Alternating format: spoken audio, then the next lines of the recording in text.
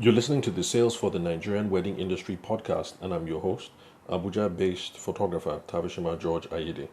First, to recap. In the last episode, we looked at trust and how it is important in reducing sales resistance in the sales process. Now, what is sales resistance?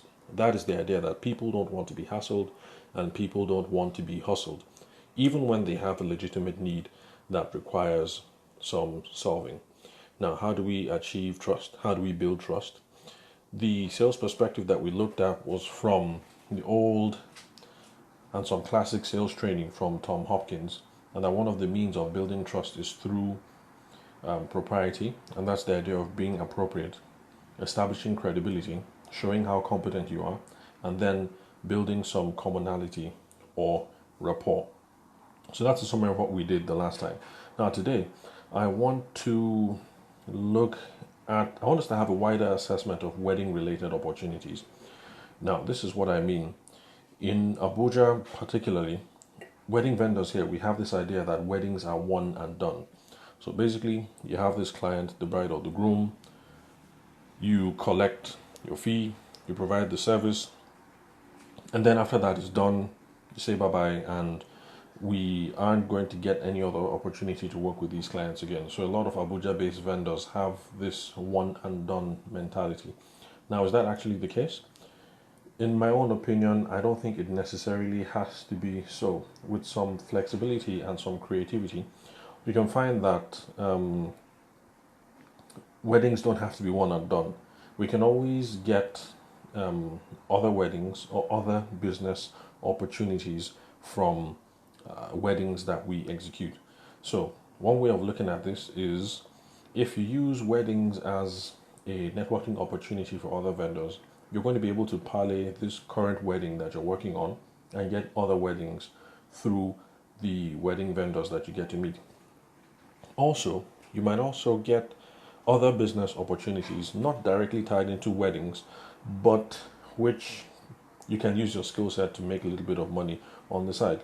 Now, in my own personal experience, for instance, I've been doing a lot of work recently over the last 3 years with the British Council. Now, this was a business opportunity that I was able to parlay because of some wedding vendors that I hooked up with. And the same dynamic also applies to our wedding clients.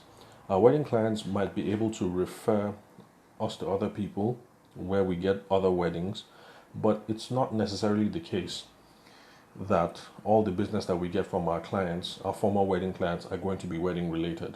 Another example is a former client of mine who is involved in children's education, and she needed some video services done afterwards. And so through her, I've been able to do some work that is related to the children's education industry in photography and for video.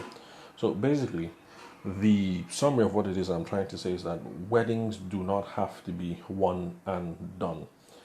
In the future episodes that we're going to go through in the podcast, I will talk about my personal philosophy and different ways in which traditional sales, in which you can foster referrals and how you can maximize the business opportunities that exist within a network. But summary, today, I'm just trying to answer the question, do weddings have to be one and done? And in my own opinion, weddings don't have to be. So thank you very much for listening.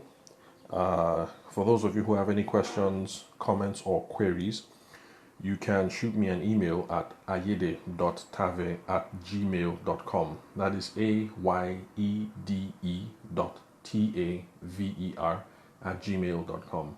Alpha Yankee Echo Delta Echo dot Tango Alpha Victor Echo Romeo @gmail.com. So thank you very much for listening, guys, and I'll catch you on the next episode.